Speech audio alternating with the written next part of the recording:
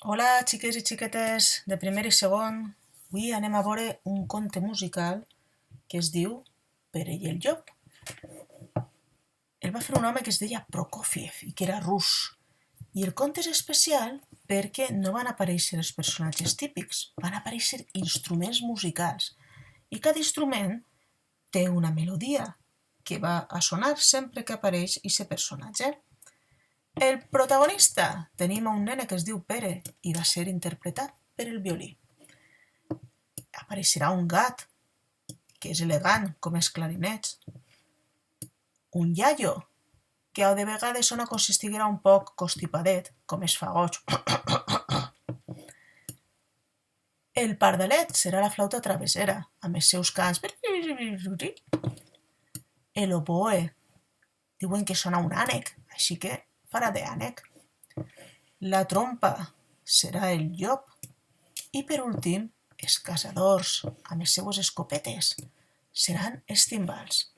I aneu sentant-vos que el conte va començar. Fa molt de temps vivia en un bosc un xiquet amb el seu iaio, i el xiquet es deia Pere. I cada matí li agradava eixir a passejar per el bosc, encara que sabia que havien dit que per ahir hi havia un llop i Pere se'n va anar a passejar al bosc. Camina que caminaràs,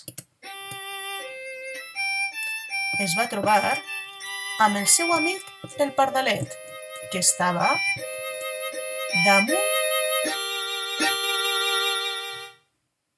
Es va trobar amb el seu amic el pardalet, que estava damunt d'un arbre. Bon dia, Pere! Què fas per ací? He vingut a passejar, li va dir Pere. Doncs me'n puc anar amb tu? Clar, anem a veure qui trobem per el bosc. I els dos se'n van anar junts. I camina que caminaràs.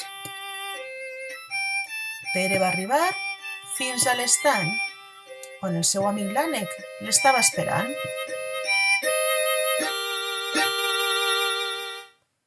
Bon dia, Pere! Amb qui vas avui? Això és un pardal? Que estrany, els pardals no saben nadar.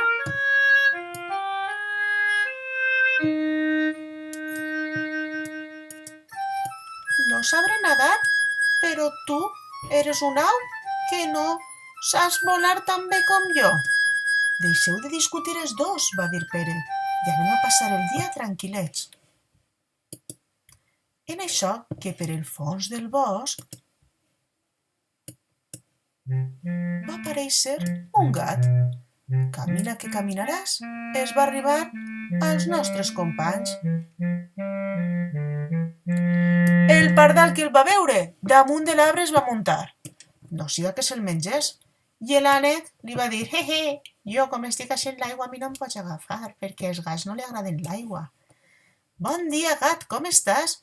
Molt bé, estic passejant. Sabeu que m'han dit que n'hi ha per ací un llop? No, això a voltes ho diuen per a que no isquem a passejar, però no n'hi ha cap llop. En ese moment, per el fons del bosc, va aparèixer el iaio de Pere.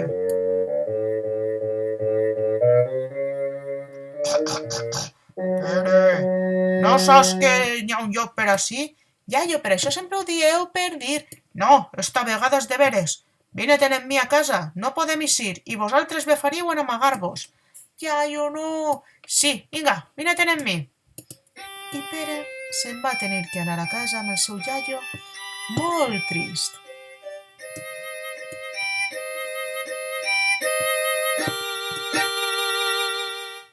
El iaio, quan va arribar-se a casa, sabeu què va fer? Va tancar la tanca per a que Pere no poguera eixir. Ho sent molt, Pere, en casa t'has de quedar aquesta vesprada. I el iaio no anava desencaminat perquè sabeu què va passar? Que en ese moment el llop va aparèixer. I el gat va pegar un bot tan alt que damunt de l'altre arbre es va muntar. Ei, ben lluny de mi, ben lluny de mi! I l'ànec es va posar a córrer a córrer. Ei, que ve el llop, que ve el llop, que ve el llop, que ve el llop. I el llop va fer nyam! I el pobre ànec es va berenar. Pere, que va escoltar els crits en el bosc, va dir alguna cosa de fer. Es va muntar damunt de la tanca i amb una corda màgica va decidir saltar i intentar arribar a l'estany. I va pegar damunt d'un altre arbre. Pardalet, Pardalet, vas a fer-me un favor. Mira, vas a volar per damunt del cap del llop i així jo li podré tirar una corda i el podré nugar. Vaig intentar-ho. A veure, Pere, vinga. Estic volant, estic volant. I Pere va agafar una corda i la va llançar. I el llop ben nugat va deixar. En eixe moment, per el fons dels boscs, es va sentir arribar els caçadors.